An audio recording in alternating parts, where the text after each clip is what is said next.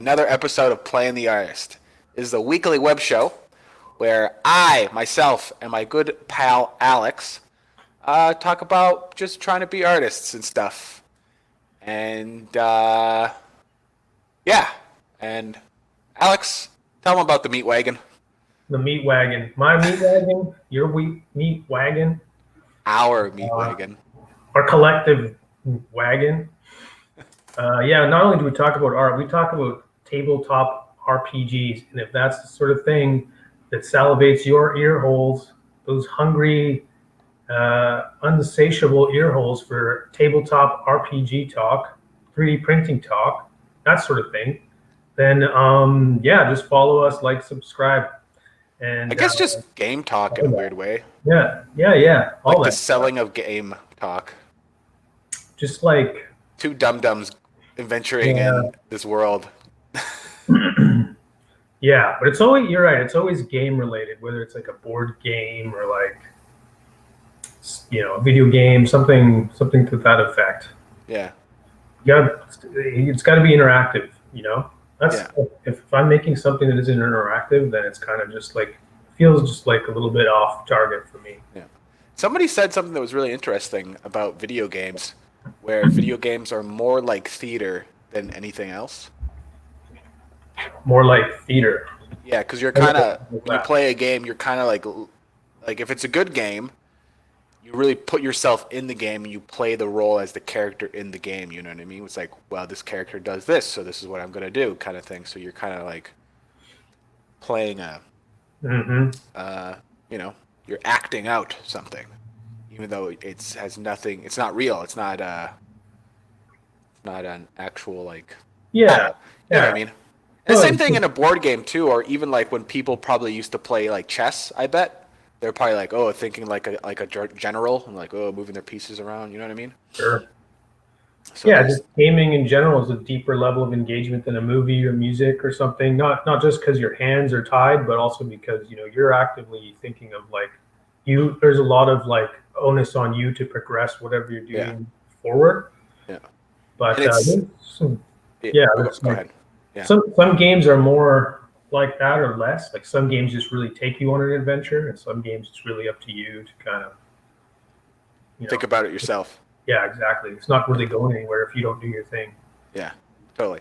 The reason why Guitar Hero sold so well is not because people wanted to you know, learn the guitar. It's because people have the fantasy of playing a guitar, you know, and playing it well in front of millions of fans. You know what I mean? Which young boy hasn't stand in front of a mirror playing air guitar to their favorite, you know, Iron Maiden song, right? Yeah. So they literally saw that story and they're like, okay, the story is every teenage boy loves playing guitar and they want to be a rock star. The funny thing is that game, like the skill gap is just high enough that like if you're playing on hard mode, you might as well be playing a guitar. Like the amount of dexterity you need. No. You don't think so, dude? I can't. Not at all. I play the guitar and I can't play the new games on hard. It's like it's too ridiculous. Your fingers have to move too fast. You know. I don't know. I don't know what I'm talking about. But anyways, man, how was your you know, weekend and week and whatnot? Can I give you more homework? Maybe next week. You son of a bitch. You know what I did was I was actually kind of 3D printing something that wasn't as fun. I was like, we had to like, I've got this piece of plexiglass that fits into the window so that my air conditioner unit, which I don't really need anymore because it's the fall and it's not hot, but I needed to be able to like plug into the window and hook up to the window. So I got this like custom made piece of plexiglass for that, but it doesn't totally sit in my window, so I have 3D modeled and printed these like little corner bracket pieces that allow it to sit there. And so and because my printer prints minis, like, and they're not too big, but they're bigger, they're like the size of a few minis, right? So it's like it took quite a while. Like it's probably, I don't know, a few days worth of just like printing these blocks, but just because of the scale of them, and even though I have like my nozzle, I just like turn the quality way down Mhm. to like basically the lowest quality. It still took forever, like just because it's a 0.25 millimeter nozzle. Are we talking like what, 20 hours? Um, yeah, all in all, it was maybe about 23 hours, but I did it. I didn't do it all in one go. Is the thing. So it would be like okay, locked up for because it was kind of trial and error, right? Yeah. I didn't want to print everything all at once, just in case the first one I made didn't fit, and then I'd have to redesign it and all I'm that. I'm So bad for that. you just want to get it. You're just like rolling the dice. You just want to get it all going. A little bit where it's like, if I'm gonna fail all of it. Yeah, Even when I was a kid, when I was a kid, if I used to misspell something, I'd erase the whole word instead of erasing a couple letters. I'll just erase the yeah. whole thing. Man, like when It I'm was so typing, destructive. the more frustrated I am, like I'm less likely to just back up a couple things to like fix Yeah. it. Oh, it's like, oh, I forgot to capitalize the first letter out. I can, go back and fix it, but or do you just erase the whole thing and start from where you were? I feel like when I'm more frustrated, that's what I do. Just like, I get to delete more things that way out of anger. Out of anger. Yeah. I did some 3D printing as well. I had such a hard time with the 3D printer yesterday. I think I almost spent 2 hours troubleshooting my 3D printer yesterday. And you Oh, know what it was? what? There was this small layer of PLA that was formed around the nozzle. You couldn't see because it was so thin. And I think and it was like really close around the extruder, like where the filament comes out of. But I think what was happening, since that print head heats up, right? The filament around it was like getting sticky. So when it was laying down the filament on the print bed, it was just so slightly picking it up. So my print head was just dragging along and just picking like it wouldn't lay anything down. It was just picking everything up. I was like, what the hell is happening? Like I leveled the bed.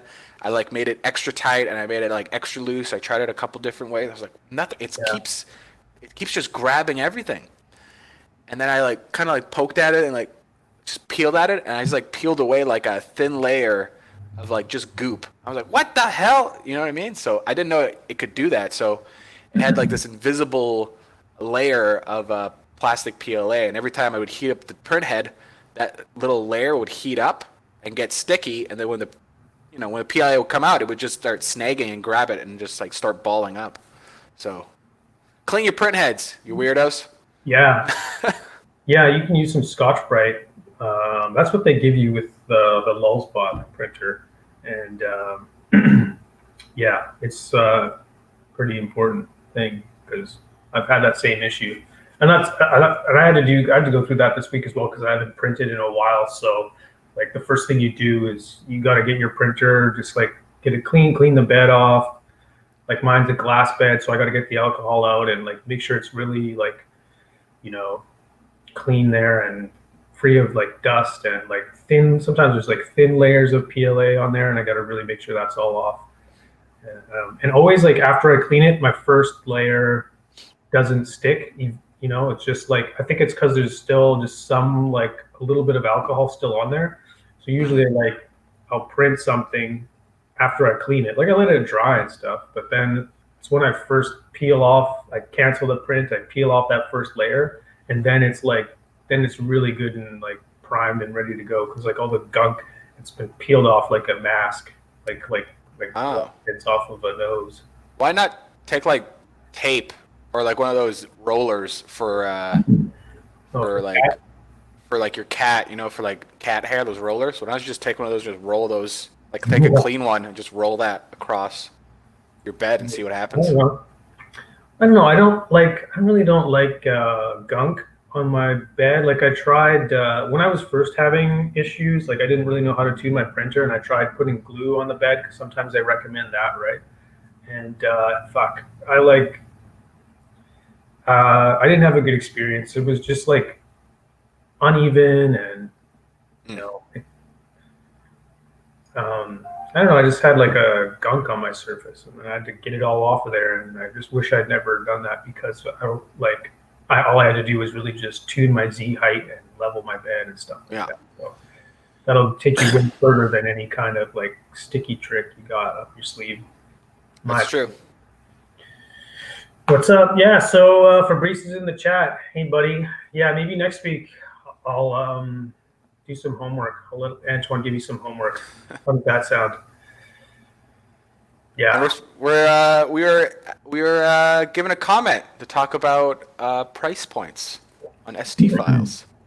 Yeah, I thought it was a dope idea for a topic. You know, we kind of like maybe Fabricio. Yeah. I was thinking about that a lot. I think, well, this is my hypothesis. It's not even mine. It's more like me listening to a bunch of smart people about pricing, and but this is just pricing in general. And I would say first, what are you making, and what's the audience you're kind of trying to push towards? Because like so let's say you're making, characters. There's a lot of different people that just make characters, or let's say you're making like knick-knack things. Like I saw this one thing on Instagram where it's like this thing that connects to your coffee mug. So you have your coffee mug, and it's a little thing that connects to your coffee mug, and then it scoops over so you could just like hold cookies in there, like Oreos. So it's like 3D printing, making people more obese. All right. Yeah, it's not enough to just put coffee in your face because you want more cookies and stuff too. No, it's for like cookies and milk. But it's just like, okay, who's your competitors? I know some people might say like, it's not about competition or whatever. It's like, it is and it isn't, but I think it's more along the lines that it is. But I'm not saying you should be in competition with your competitors. Well, you should be definitely to observe the market and see. Because we're entering into a market. Yeah, like anybody else who's starting this out. We shouldn't even be having this conversation because I haven't sold any TV files. Let's just preface that right now. We have experience, and I'm a professional in a completely different world, and I'm diving into this world. Yeah, 100%. Yeah, for sure. So we're just also doing our own research. But part of Fabrice's question was not only just how to print it, but a little bit. There's a lot of discussion comparing the price of 3D printed models, up for sale on stores, and how that compares with like video game models like being sold in game, like skins in Overwatch, for example. How do those prices? Does it make sense to compare the two? I think the first thing, you might think is like, my God, I'm selling this thing for under $10, but it took me 20 hours to create, and like just it sounds like you're really devaluing yourself, but really try to you have to detach from that idea, because anytime you're selling volume, you need to look at your time as divided amongst all the sales of everything that's all the times that this one item might be sold. So you can't really use that comparison of I spent X amount of time on this thing to help you price your file anytime it's being duplicated. I don't know. I also wanted to say it really depends on your model for one. But at the same time, I think in my head, after looking at a bunch of stuff, I think that I have an idea of a price that's also, as an artist, make sure you don't cut yourself too short. You know what I mean? A lot of artists do that. You know what I mean? Yeah. Just I'll just charge this much. You know what I mean? And then, if your work's good and you feel it's just as good and it can compete with everything else on the market, either make it the same price or make it a higher price, or maybe a little lower, but don't cut yourself short. Sure. Yeah. So what are the risks of going too low, right? There's like, okay, I think the first like risk that everybody thinks of is like, okay, I sold it too low. Maybe there's some money left on the table because like somebody would have paid a few dollars more for this thing, and then I could have made like a lot more money. So that's one risk. Another risk of selling it too low is you don't have any room to make it on sale. And when you're selling things like on a digital file, I really think you gotta. I wouldn't compare it to video games per se, because when you buy a skin, you get that skin and that's your skin and it's instantly yours and you're playing with it. It's like I think it's closer to what Steam's doing with Steam games, like in your Steam library. Everybody's got a big giant Steam library, and they might not even play all the games. Nobody plays all the games in the library. I think 3D printing is the same way. People are they're building up a library, and every print you buy, you might buy it because you're like, fuck, this is dope, and I really like it, but I don't have a campaign or whatever to use it right now, so I'm not going to print it right now. And I have a feeling that like, because of that mentality of building a library, like maybe 50% of the models you download don't get printed. So it's a little bit more like Steam, where you really want to just like you want to be able to give those juicy sales to people. And if your price is too low and you don't have room for that, then you kind of are shooting yourself in the foot, right? That you said it best. I can't argue with that. That's for sure. There's one more risk, I think, to valuing your model too low, and that is a lot of people in the space, they have the Patreons, right? Oh man, you just cut out. Damn it. Am I not here? Hello? Hey, sorry, you cut out there for a brief second. We're still live. Oh, okay, good. Oh, it is getting chuggy, isn't it? And it cut out. Okay, am I good? I can hear you. Okay, cool. I can hear you. You're perfect. Okay, sorry, you got cut off by your thing, and I was actually like deep in like. Oh man. Oh boy. Hang on. Don't worry. I think it's good. Seems smoother now. The last risk that I could think of, maybe there's more, to going too low is has to do with Patreon, and you want to be able to offer I feel like you want to be able to offer Patreon the most value. Like those people are subscribed to you month by month, and you want to reserve the best value for those people. So if you like value all your models too low and you're not offering enough in Patreon, like you could make it cheaper for them to just go buy it in the store and not subscribe to you. So then you're kind of like, you're really doing them a disservice by making your models too cheap. And the only reason for them to support you is to be like, they must really, really like you. Yeah, which is fair. I mean, they already, presuming they do, but I think like. But they do, like they still, to join up for a Patreon, that's a big deal, you know what I mean?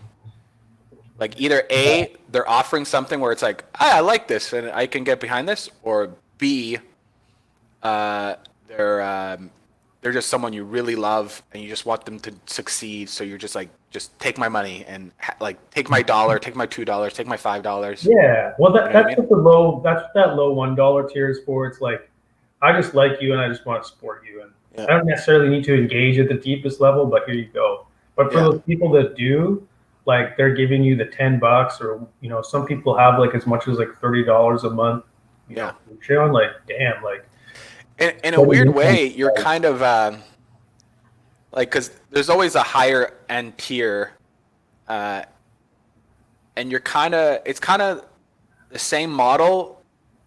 I'm not saying it's the same model, but it has a little bit to do with that. With it's called whaling in video game industry. You know what I'm talking about, right?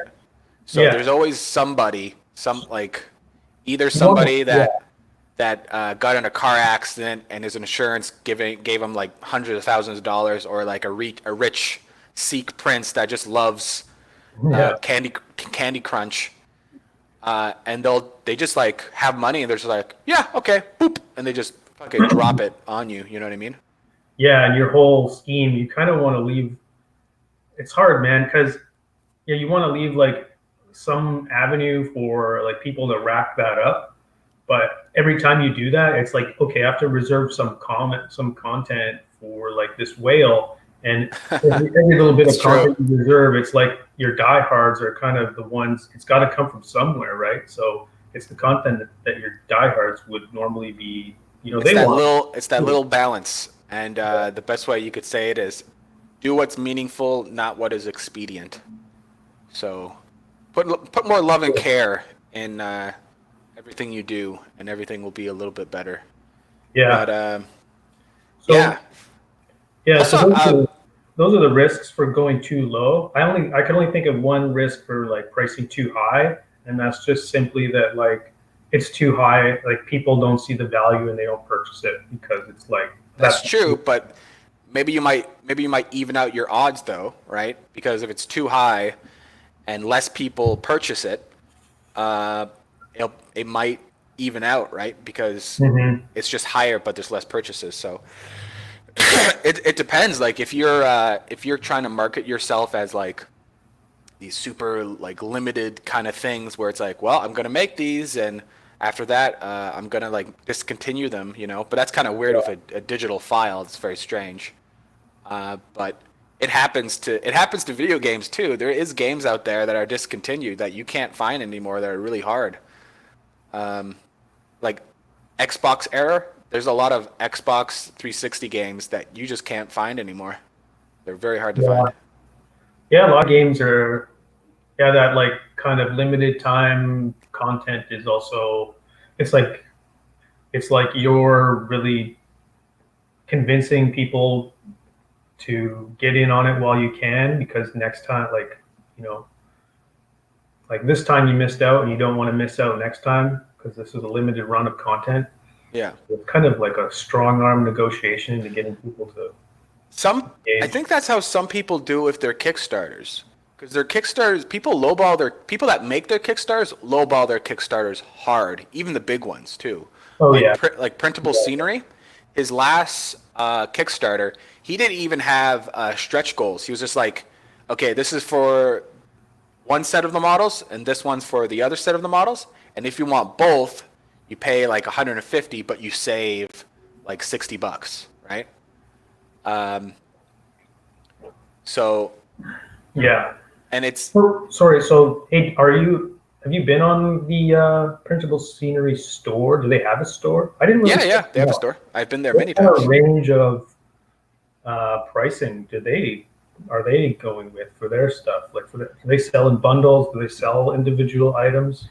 Well, it depends on the item, right? Like if it's a big unit, like if it's like some sort of like a tavern or like a big you know, whatever. Like if it's a big piece, if it looks like a big unique piece, they'll sell that as an individual piece, right? And they're usually a lot more expensive.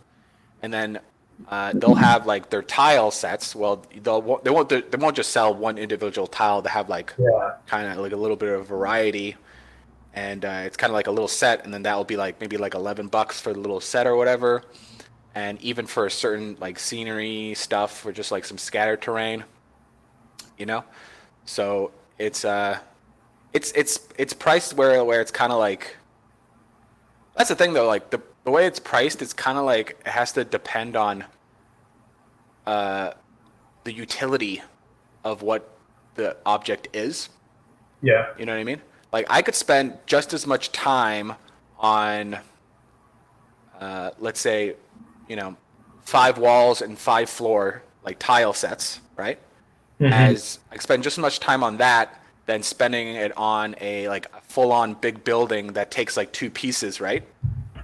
But you Yeah. would sell the building more because it's one of those things where it's like I it's like kind of like a one-time thing. There's no really attachments to it. You know what I mean? So you mark up the price higher because it's more of a one-off kind of thing. Like it's like a big set piece kind of thing. And the dungeon tiles, you make them cheaper, and then you make other initial tiles that go with that set just as cheap. So you buy more of them, right? Mhm. So Games Workshop, they're very expensive. Games Workshop, like the Warhammer, series and stuff like that. So like for example, you can get like a set of like 6 characters for like $50, or like 7 characters for $50, and and it's like these lower end classes of characters, like they're smaller characters, you know what I mean? But then you can get these like elite characters, right? And like there might be only like one in a box or two, right? Yeah. But they'll be marked up twice as much. And the reason why is like in the game, you can only like there's a point system in the game, right? So you'll have like 500 points or 1,000 points or 100 points, right? And each character has a certain amount of points every time you put them in the field, right? And you can't go over that limit. So these big units, you would buy less of them because they cost more to put in an army, right? For the point value. Mm-hmm. They're usually generally bigger models, and they're a little bit more flavor to them. You know what I mean? Yep. So yeah, so that's the way I see it. So like little tiny smaller things where it's kind of miscellaneous, and that can kind of like be put all together. That kind of like goes all together is usually priced lower than these bigger pieces. And like these bigger pieces, it's not just because it's a bigger piece, because like I said, some pieces take a lot longer to make depending on what you're modeling, right? Yeah, Or presumably you're putting your effort into like you're detailing properly, and something large, has the same amount of detail as something small. Well, so it scales up. If I'm making a stone building, I can just make one wall and just duplicate it on the other side and duplicate. You know what I mean? Like you can get pretty quick. So that's the way I see how they're kind of price pointing, on size and whatnot. I think it's really important to have a big hero set piece thing, like some sort of like really expensive, big grandiose thing, because it's like it's like Sam and Pete.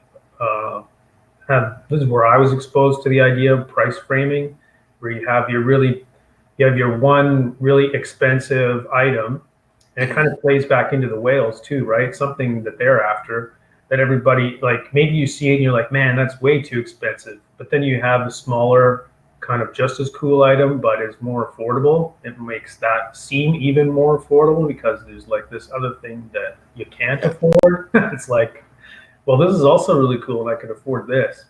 Yeah. So let's just go with that. And you're just kind of the way you didn't. You're kind of like being a weird way an art drug dealer. Oh yeah. You know what I mean? Where it's like, here's this high-end drug item, and it's expensive, but I got some like smaller stuff I can sell you, some other bells and whistles to, tickle your fancy. You know what I mean? Sure. So it's kind of like it's kind of like eye candy, right? You drag them in with the eye candy, the expensive stuff, right? And then they're like, I can't afford that, but I'm here. And I got pulled in. What else do you got? And then they might purchase something. Yeah. So, yeah. Yeah, I'm trying to think of I don't really have a good analogy. Like, it's like I don't really collect many things, I guess. Yeah, but even like for the minis, you know what I mean? Like if you're making minis,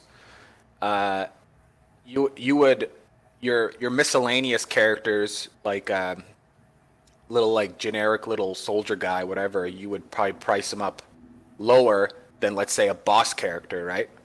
Yeah. So let's say you have a little skeleton man, right? And he's just a generic skeleton man in a D&D campaign, and you have like 5 of them, right? And you would make those guys lower because like it's just this kind of lower, and you make a couple different skeletons. So let's say you'll have like a set of 3 skeletons you're selling for $20, or the individuals for 11 or whatever, you know what I mean? Mm-hmm. And then you have the skeleton king, and you would put him up a higher thing because it's like this is like a unique special item, and he's kind of like this one-time print, right? Because you're not gonna, like, you could have a bunch of skeleton kings, but that kind of defeats the purpose of a king, right?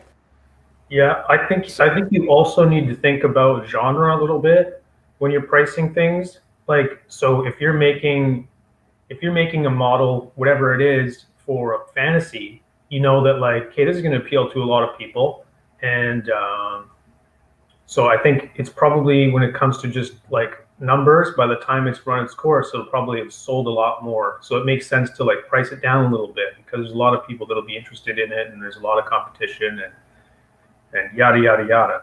But if you're making something for like a genre that's maybe not a lot of people are interested, like maybe like I don't know, like sci-fi werewolf, some weird RPG that maybe there's only a handful of people that are into it, then you kind of need to you're like, well, I'm not going to sell thousands of this.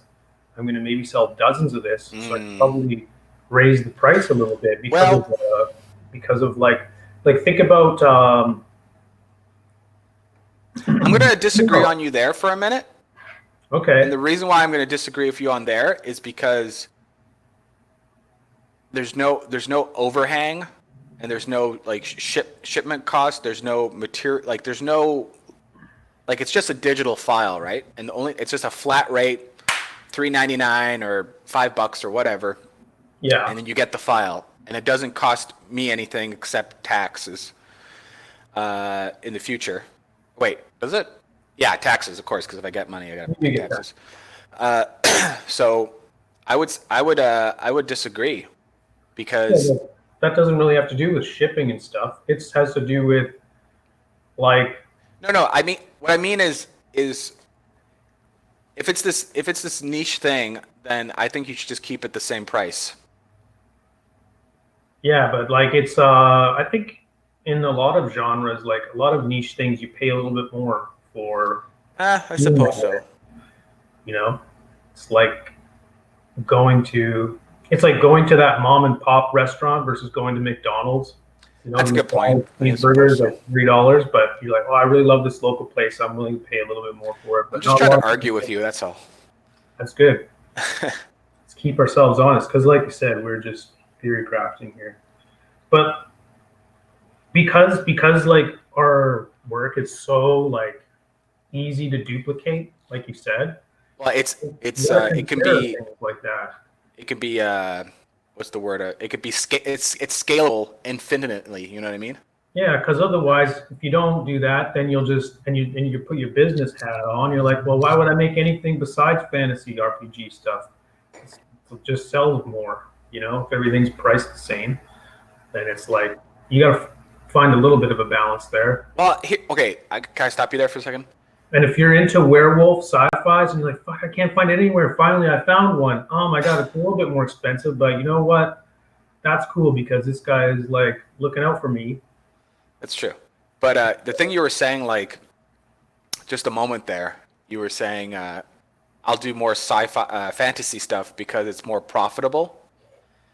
So you might be right, to be honest, because like for the 3D printing tabletop community, it's more towards that. I see it anyways. I could be totally wrong, but that's the way I see it. Yeah, and I know that like the fantasy art group on Facebook is like the biggest one. Yeah. So more people are in there engaged. Yeah, I suppose so. But I think for me, because I still have. I don't know. I still have these ideas where it's like, hi, this would be a really cool thing to realize and get this out here. You know what I mean? Mm-hmm. So there's like, I still have that artist kind of creative itch. You know what I mean? Yeah. And I can't, and a business hat cannot satisfy that itch, because if that was the case, yeah.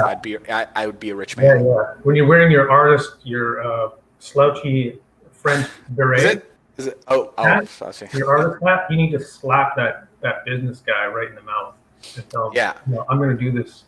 Yeah, for sure.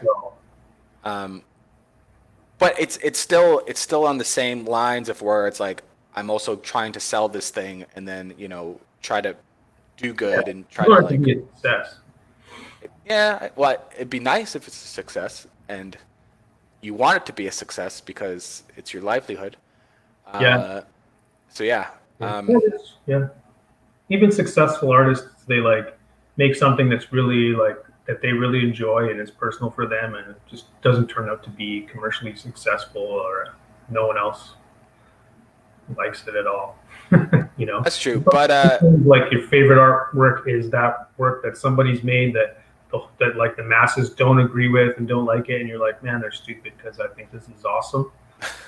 And you feel way more attached to it because you like connect with this one person when everybody else didn't. So it's like, yeah, this one really speaks to me. So there's value there, I think. Yeah, well, it's a little different because what I'm putting myself in is I'm not really like I am selling myself, but I'm also trying to sell. I don't know because I just an artist selling his artwork. He's selling his artwork to people with, and he's just trying to like tell a story. And he's trying to like be like, this is just some cool, dope ass artwork that you can hang on your wall or whatever. You know what I mean? But what I'm delving in is kind of it's a weird kind of mixed match of like art and game. You know what I mean? There's like Yeah. they're two in there, and they kind of have to be a symbiotic thing where they have to try to blend together. Where it's like, this is a very very cool thing, but can I use it towards my next campaign or my next wargaming table session? You know what I mean? Yeah, I see what you're saying. Because you can make the coolest fucking tree, angelic tree monster demon thing, but it's like I'm kind of in the middle of a desert campaign, so it's just like. Hmm. But what you brought up with the library thing, which is a really great analogy, where it's like people are just collecting a library of stuff, and then when it comes up, when the opportunity comes up, then they'll print that thing, right? Yeah, yeah.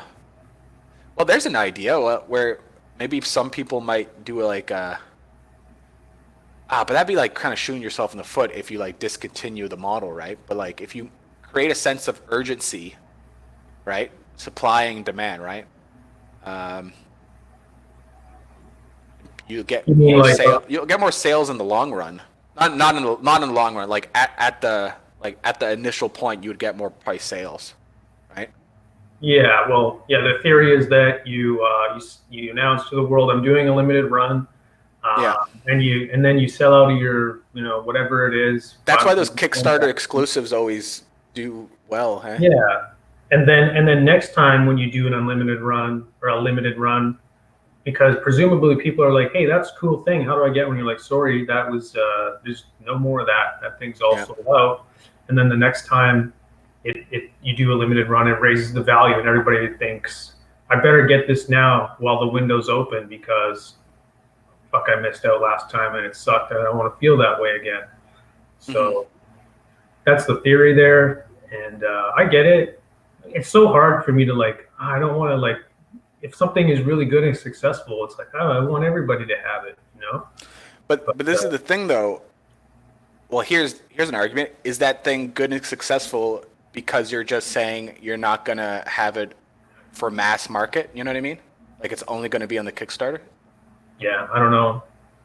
I just feel it's so hard to make something that everybody truly engages with. Someone finally does. It's like, okay, I wanted to, okay, go do it.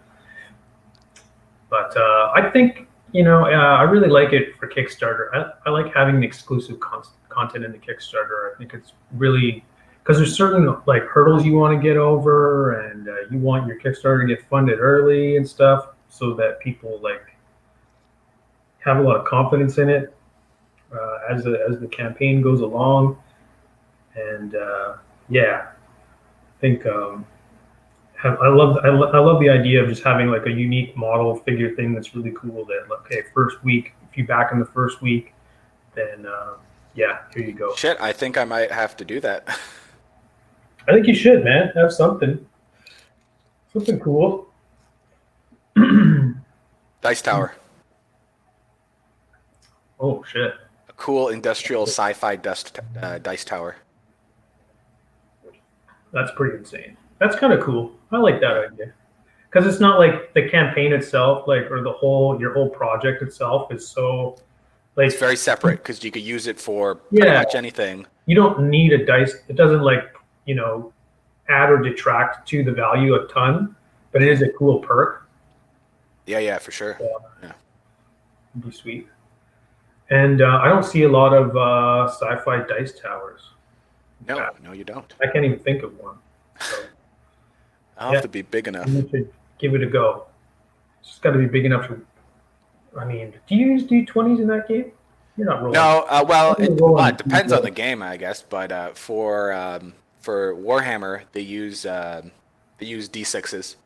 Yeah. But this is the kicker though. Sometimes, depending on how you like there's different like multipliers in the game, right? And like depending how many units you have and how many like different like multipliers and stuff like that.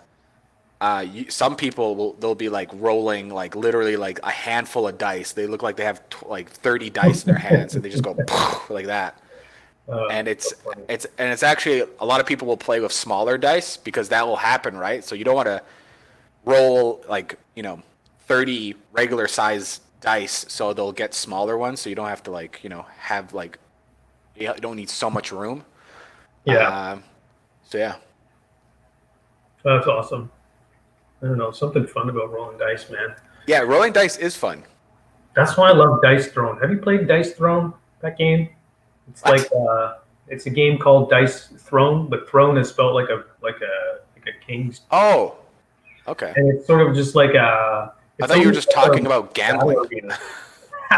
No, I don't gamble, man. I hate losing, and I lose when I gamble. So, and I hate losing money too, and feeling dumb. And Feeling all dumb. that happens. That all happens when I go to gamble. Yeah, no, you should play Dice. That's my recommendation for the week. Is a board game called Dice Throne. It's like a battle arena kind of MOBA, but it's a board game. And This is a video game?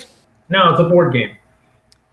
Oh, you said a MOBA, so I was It's just like a MOBA. You have like everybody, you pick from this roster of characters, and there's like a suite of abilities that you can do to each other, and you're trying to kill each other. It's really good, so good. It's better. It's like Magic, but better, in my opinion. all right. Because you're all these kind of wizardy people. Yeah. Oh man. Speaking of wizards, I saw this video, a GDC video. I've been following the YouTube channel of GDC. Yeah. And if anybody doesn't know what GDC is, it's just a bunch of video game developer nerds and artists, video game nerds that work in the industry, and they essentially they get asked to do a talk. If they're successful, they get asked to do a talk, and it's not like EA is up there or Activision is up there and being like, oh, we have the best games. Look at all our profits. It's not that. It's somebody that's an actual creative person that's like, hey, I'm from the people that made The Darkest Dungeon or the people that made Skullgirls, and they talk about their processes and their trials and tribulations, and they're like very human. And there's a great one where this dude talks about Magic the Gathering, and he just brings up so many little points where you could probably put it, like the theory he's like throwing out there with Magic the Gathering, like you could probably implement that to any board game, any video game, or just even like some like life stuff. It was pretty interesting. It was really, really well done. Which talk was that? Sorry. It was one on Magic the Gathering, Oh, okay. and it was just talking about the design of like Magic the Gathering, like just like the design with like just essentially the game and like the stuff they did right and the stuff they did wrong. And it was good because it was like they were really honest about when they fucked up and then when they did good. You know what I mean? It wasn't just like E3 where they're just like, look at our awesome game and blah blah blah. Like You know what I mean? Yeah. Like it's an actual like it's an actual like learning thing where it's like you kind of get a little peek behind the curtain of like how the sausage is made. That's good. It's not it's not cheap to go to GDC, so it's Those videos are awesome. It's basically like a big commercial for your game. It's like it's like some of them are like the art direction of blah blah blah game, and it's like look we did this and we did that, and it's really just like you're just like showcasing the content, and which is cool and inspiring and everything, but it's not a lot. It doesn't give me anything to take home and like help me out. Yeah. And which is, I guess, not their responsibility, but at the same time, you go to GDC to kind of learn something. A lot of times, your company is paying you to go to like learn stuff, or you're investing in yourself to go to this event to like educate yourself, and the community of everybody making each other stronger and stuff. So it's nice when you actually get to a takeaway from these talks. Yeah. Because otherwise, why don't you just go buy the art book and Just go to the YouTube channel. You'll learn a lot more. It's yeah. cheaper too. Yeah. Most of the talks just show up on YouTube. That's why when I go, I just get the floor pass because then I can go and I can play the games and talk to the devs, and then all the panels, or at least most of them, I can just digest, later on YouTube while I'm working and stuff. GDC is kind of a weird thing because, like you said, like you can play. People are actually kind of showcasing their games, but they're showcasing their games to other industry, professionals, I guess you could say. Yeah. It's a very, very different world than E3 or PAX or anything like that. Yeah. That's all about that's really just like investing in like marketing in a way, or it's a con. It's a con. Yeah. No, sorry, it's a convention, not a con. I'm not saying it's a ruse. Well, E3 is even different. E3 is more for press. But they're going to change that, eh? They are? Yeah, because they're going to try to open it up more towards the public because they're finding that nobody's attending E3. Yeah, like, why isn't it anymore? Like you needed that back in the day of like magazines and the odd like video game TV show, and it's like nobody knows what the hell's going on. But with the internet, like in any company, you can make a big giant press release at any time, and it's really easy to find and get that information. You don't need this like press exclusive E3, in my opinion. Well, first of all, I don't know. E3 is a weird thing because we're definitely not talking about 3D printing now. E3 is a weird thing because it kind of doesn't know what it is anymore, because it used to just be for press. It used to just be for like investors and press. That's it. Yeah. But now they're like televising the thing, and then after like a couple days, they have like one day when it's like, or certain times when it's like open out to the public for a certain amount of people. You know what I mean?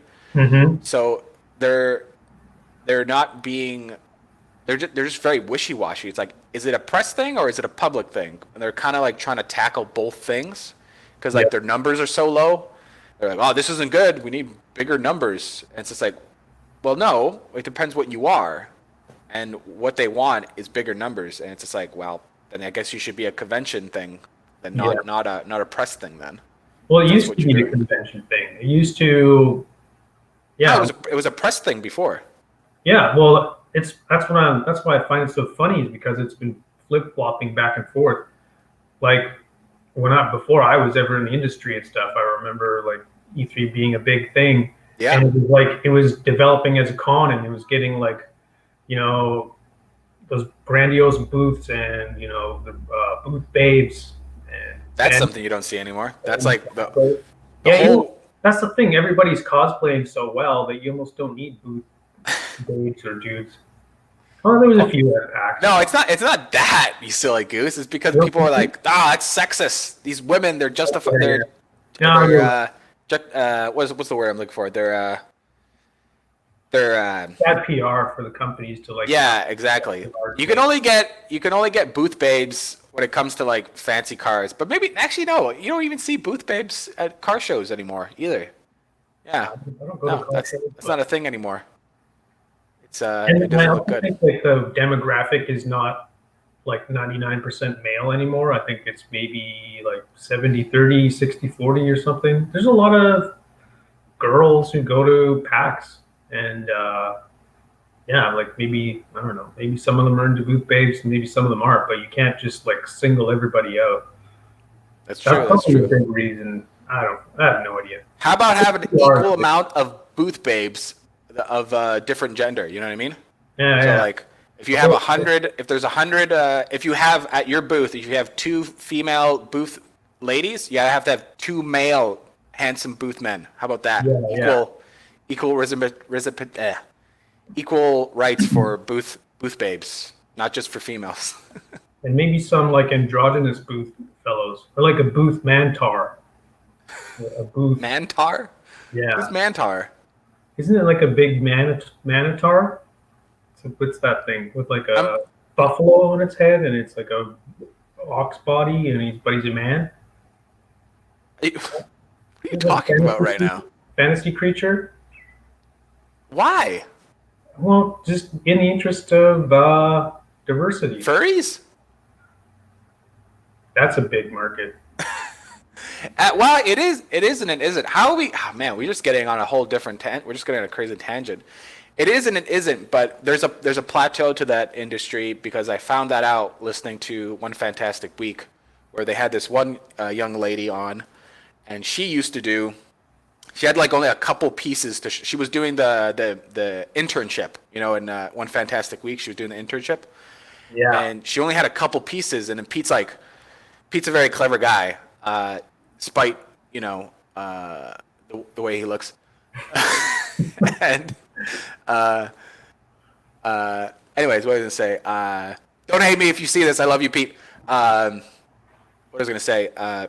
He was like, you only have a couple pieces of work, and you don't have that much other work. What did you used to do? And then she's like, I used to do furry art. And then he's like, aha, okay. And she was saying like, even though she was making a little bit of money here and there and stuff, the furry community, it's kind of like, since it's kind of small and since it's kind of it's pretty niche, it kind of plateaus at a certain point. You know what I mean? And you can't get any higher. There's like kind of like a little bit of a limit to the whole thing. That's yeah. Maybe she should still like do that furry art, but just like the price. No, man, she's doing straight up fantasy art, and she's been doing Yeah, really good. you know what though? I don't think That's she's really doing good. that for herself. I think she's doing that. I think deep down she is a furry. Not like No, she's she not a furry. engages necessarily in like practices. I think she's a fan of the. Did you watch that Oh, episode I'm talking about? I did, and I know she says like, No, she did it because she's like, oh, I can make oh, it's money for and stuff, and money. like, yeah. I don't know. I don't You don't buy engage. it? Well, how do you stumble on the?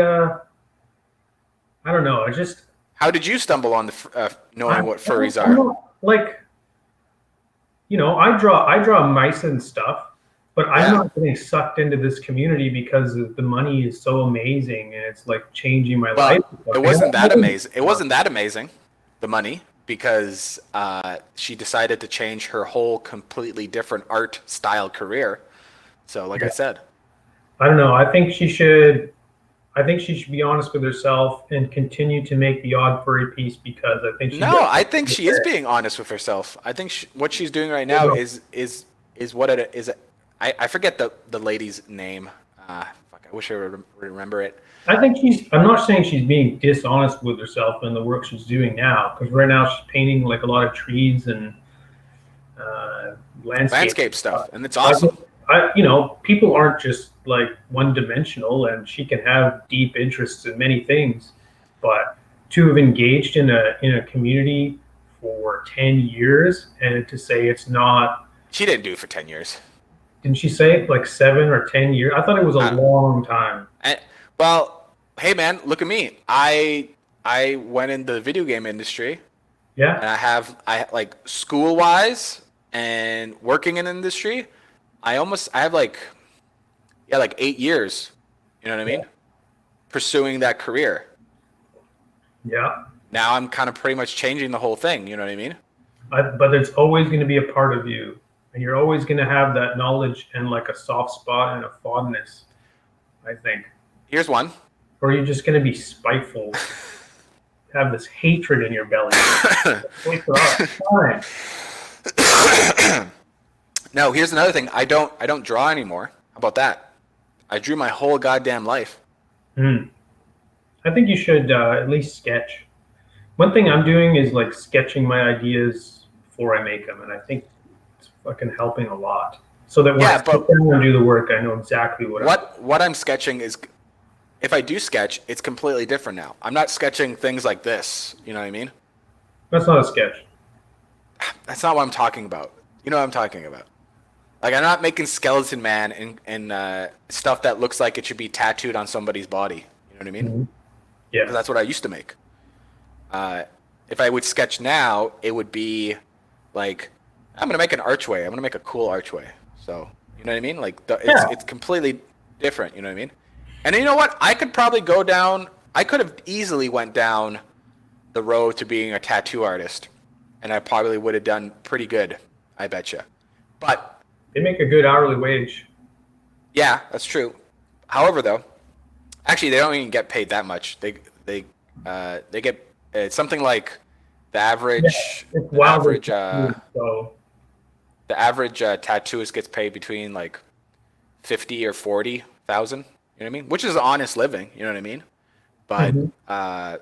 you know, depending on where you live, you know, Because there's a if you lot live, of tech work, I would think. Like when you're not, because yeah, like a client comes in and then you're like, yeah, it's going to cost you $100 an hour for me to tattoo you. But beyond that, there's like a lot of day to day, yeah, supplies and prepping those, making those big outline and drawing those out first. yeah, and also dealing with clients. You know what I mean? Oh yeah, yeah. Somebody that's like, I want something that's looks like a pterodactyl, but it isn't, but it has angel wings, and he has two swords, and he's carrying a baby in his talons. It's like, what? All right. Dude, I want a art director who's got a lot of tattoos because like when you're getting tattooed, there's no direction afterwards. It's like, hey, I wish can we buff up? It's like It's like nope, that's that's on you. it. Yeah, that's No, it. but people still do cover-ups, so Yeah, that's like yeah. You gotta change the whole thing. There's yeah. no revisions on your tattoo. It's like yeah, what you laid down is what you got. The only revision is to make it all black. If you want to Yeah, just go over the whole thing, just yeah, go all black. right. Yeah, man. So like, I wanted to say oh, go ahead. if you, I'm not sure if you were thinking about wrapping it up, but Oh, well, not quite. okay. Well, regardless, like back on the original topic of the pricing and stuff. Yeah. If you're like somebody, if you're me, or if I were to enter in and I had like a model, like a single model that I was proud of, and I wanted to put it up for a price, like what would that price be? I think it should be under $5. If I'm gonna commit to something, I think it should be under $5 because like even if it's $4.99 or whatever, because then there's room because it's low enough that it's like I think you want it to be in impulse buy territory, and I think under $5 kind of is getting there. There's room for you to reduce it to $3.99, $2.99, $1.99 if you ever want to do a sale thing. And I don't know. I think between $4 and $5 good starting price for a single piece. Well, what kind of model we're talking here? Like, are you just talking about like a Almost just like a regular, like a knight, just a regular like soldier? As a piece. It could be a set piece in an environment like a big well or a statue or something. I don't know. That's what I think. Overwatch sells their skins for $5 essentially after you convert their currency. So it's not like absurd. It feels like you're getting when you go to the store and you buy like a 2-pack of Whiz Kids or whatever. It's like I don't know, $11, $12, and then there's 2 items in there. So it's a little bit cheaper than those, but. Oh man, yeah. You remember a while ago we saw that cool Toad character? Sorry, not Toad. He's a turtle, and he's like a traveling turtle, and there's a model of him on his back, and he's like stuck. Yeah, I think we were looking at that on the show here. Anyways, I'm looking at it right now, and the guy's selling it. And for those 2 models, the one on his back and the one he's just standing, it's $4 for both. For both. Wow. Yeah. So that's a crazy value. Yeah. Because the turtle merchant, right? Yeah. That's a cool model. Yeah. And like even throw it up again if you want to refresh everybody. I think that's like the one and only Patreon that I'm backing who's like a miniature. I mean, I rely on a lot of them, but this guy I'm actually excuse me. Throwing him a buck. Throw him a buck. I like his models. Got some cool models. He's got good buzzard models. Yeah. So he's going. I would definitely not sell those models for that much, but it's like, mm-hmm. All right. Yeah. I was looking at Fat Dragon's store. He's got a ton of stuff on his store. And he's often like grouping his models together. So he's got Yep. like a 3 pack of skeletons for like $9 or something like that. Yeah, a lot of people do that. That's like $3 per skeleton. And no, like no offense to Fat Dragon, but I think those turtles are there's way more work and like they're way cooler than those For sure. skeletons. Yeah. I don't know. Like I feel if I had the two of them in front of me, the one that feels more valuable is the turtle merchant. Uh, to be honest, Fat Dragon, his skeletons, his miniatures, he tries to sell them, not sell them. He gets them made. I don't know if he makes them. The guy that runs it, I forget his name, but I'm sure he has a team of artists or whatever. But all his Yeah. models, he tries really hard to get them to the point where they don't need supports, and Oh yeah. they're filament, like they're FDM friendly. You know what I mean? Yeah. So There's there's just that. with there's a limit with characters. Like if you see the stuff that the Artisan Guild guys are doing, and I feel like they're really owning it with regard to 3D printing um, character models, character miniatures. Like they're probably the when I they're what I see the most of when I see people on painting forums. Like I printed and I painted this. It's usually a what are they called? Artisan Guild or whatever. I forget. Yeah, shit. Anyway, I just had it in my head. But there's no way you're printing those models without supports. There's just too many overhangs and they're too dynamic and yeah. And they're really cool looking. But yeah, I don't know. I'm not a big fan of the supportless character skeletons where the stick is like glued to their leg and Their body. their whole body. Yeah, I don't know.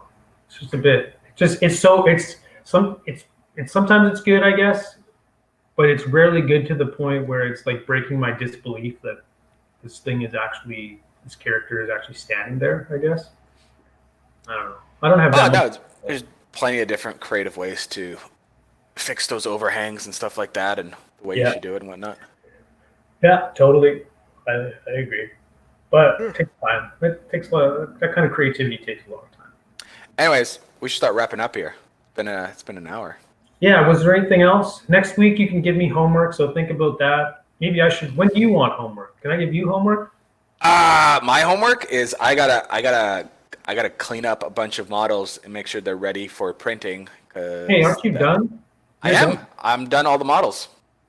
Dope. Now I just have to go back and make sure I go through them all and make sure that there's no little mistakes because it does happen. It does happen, so it's always good to take a second look. And what I've been doing is I've been going through the models, and if they're good, I get them ready, I clean them up, and just set them, and then I go on to the next ones, and yeah, Okay. so that's what I've been doing. And then I've been looking at other I have some homework. Kickstarters. Sorry? Can I give you some quick homework? Yeah, sure. Let's hear it. Just to gather a reference board of some presentation renders that you think would lend itself well to your production that you can attempt to, because you got to start thinking about marketing yourself now and producing some marketing imagery that's juicy. And I think you should try to really push it and do a little research first. Maybe let's try to get enough of a collection of images that you can create a visual target of presentation and rendering for yourself. What are you saying here? Are you saying I'm saying get some photos, just some photos? Or are you saying? like reference gathering. To be honest, I think I should just actually start. Well, okay. So if you feel you're ready, then I don't know, see a vertical slice of one. Do one to a high level first. Yeah, for sure. For sure. That's about it, man. Or show me. I don't know.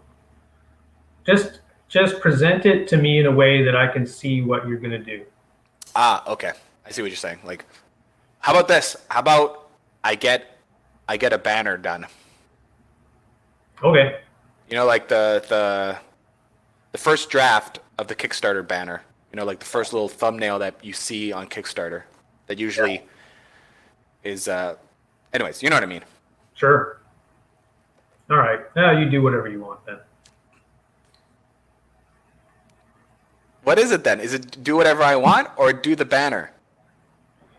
No, the banner was your idea. That's what I'm saying. Do whatever you want. Well, then that's not ever anything I want. Why not?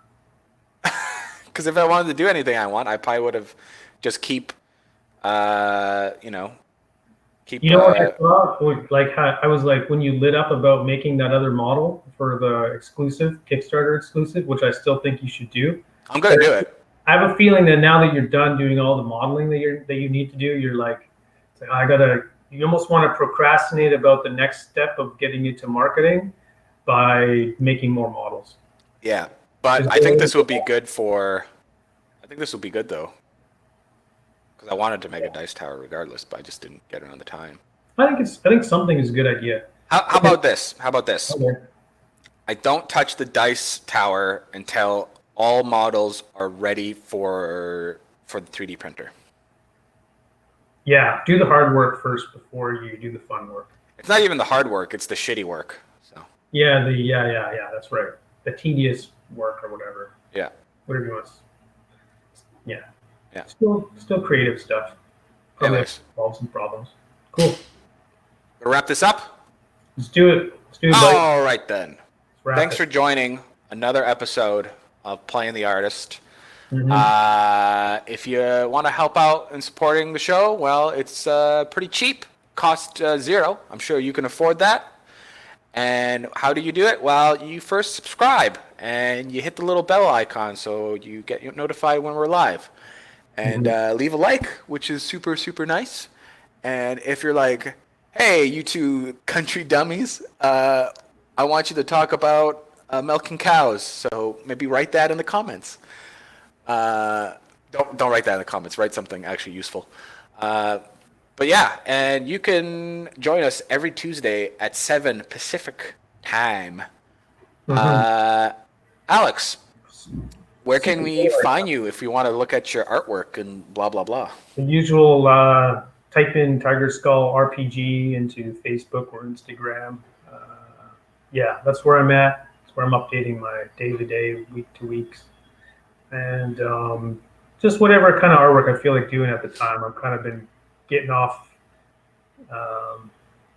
target with regards to like that project that I was kind of doing, and I'm switching gears and just staying sharp, and I don't know what the hell I'm doing, but keeping busy, I guess. That's why I want to give you homework so I can try to keep you on the right track.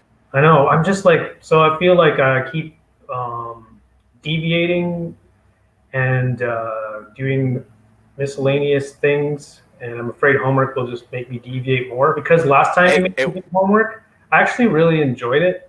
Yeah, you actually got something done, something that you talked about, and it came to fruition. I was like, you did it. I just feel like it put another thing on my plate that I wanted to do in parallel to the other things that I'm doing. Anyways, we're wrapping up. We'll talk about this another time. Yeah. So sorry, I'm sorry. I gotta tell you right now. Are we gonna watch the UFC on Saturday? I don't know if I can. Fuck, it's a good one, man. I know it's a good one. Anyways, follow Alex because he's a great guy, and tell him to do his work. And you can follow me on the Instagrams at Forbidden Prince. That's Forbidden_Prince. You can follow me and look at some of the stuff I'm making. Yeah. What else? And hey, thanks again to Fabrice too for Fabrice. Thanks for suggestion. Yeah, suggestion. Yeah. Really got us through this week. Yeah. I'm sure we will have something to ramble about regardless. Yeah.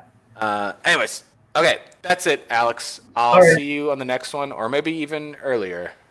Cool. All right. Yeah. Ciao. Big kiss. Ciao.